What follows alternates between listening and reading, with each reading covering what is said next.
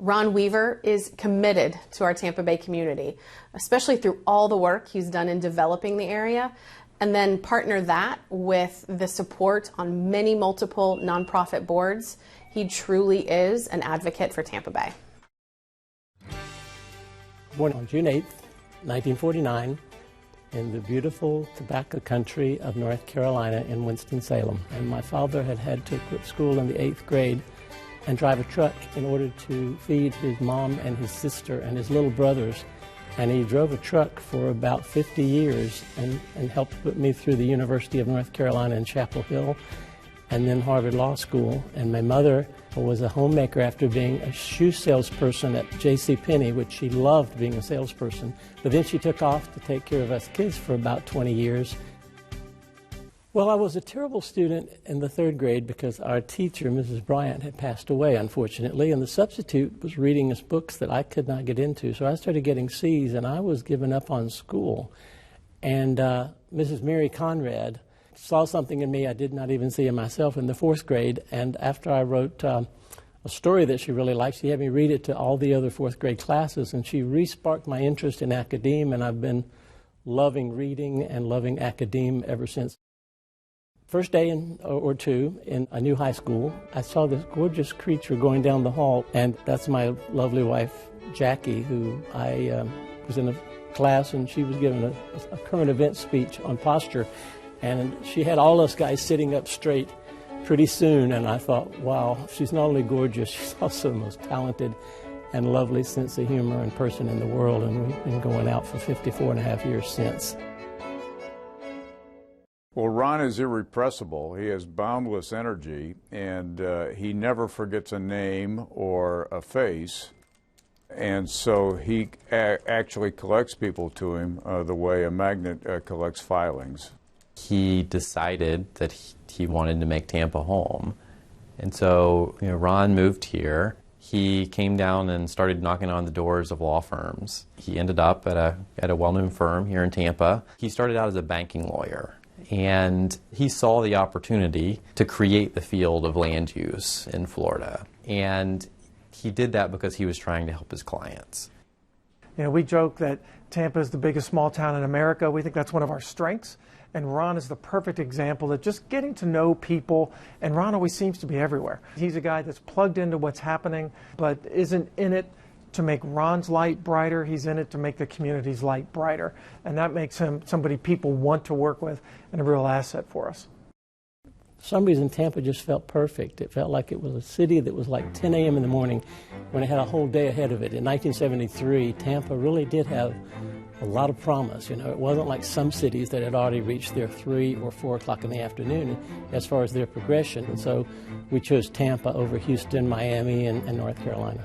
If you just drive around Tampa and look at the skyline, you're probably looking at least one project that Ron has worked on over the years. So, we're in the truest building downtown now. This was one of Ron's projects before the firm moved into this building as its first tenant. Ron's accomplishments within the legal profession speak for themselves. He's one of the prominent land use and development lawyers in Florida, which is, of course, is a very important part of the Florida economy and the local business community. But what I find most admirable about Ron is his work outside his profession. Ron did something truly remarkable, which was not just respond to a crisis. By that I mean the real estate crash more than a decade ago now, and seeing the devastating effect that was going to have on so many people in the development and real estate business. Ron started Real Estate Lives to help people across that very difficult transition.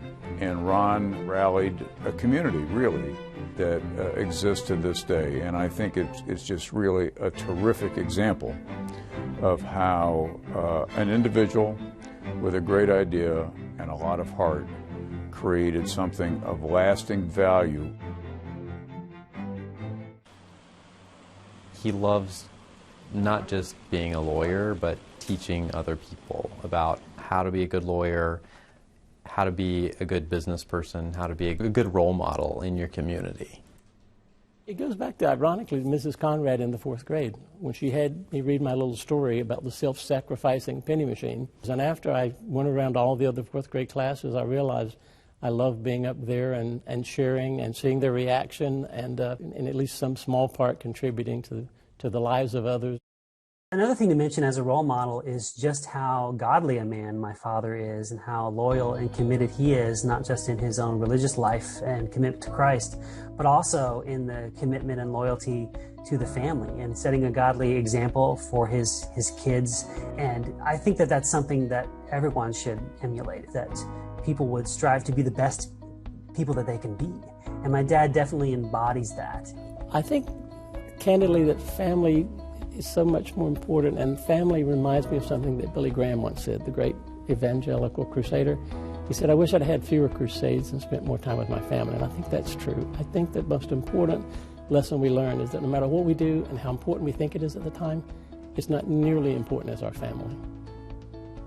You know, there's the old saying about there's nothing sweeter to someone's ear than their own name, and he makes it a point, he makes it a priority in life just to remember everyone's name. I think that's something simple, but there's really something, you know, something nice about that and generous. He's the kind of guy that his fingerprints are on a lot of positive things that have happened in town, but you won't know they're his, because that's just the way Ron works. He's not in it to get his attention. He's in it to do his job and make this a better community. Find something that you can become the best in the world at, quite frankly. And maybe it's very, very small. And maybe it seems insignificant at the time. Become the master of it and be able to tell the world how you came to that mastery of whatever it is that you want to do better than anyone else.